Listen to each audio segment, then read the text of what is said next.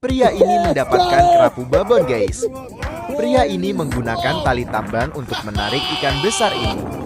Kemungkinan dari awal pria ini sudah menduga akan mendapatkan ikan besar, guys. Sehingga ia sudah mengantisipasi menyambung senarnya dengan tali tambang agar ia lebih mudah menarik ikan besar.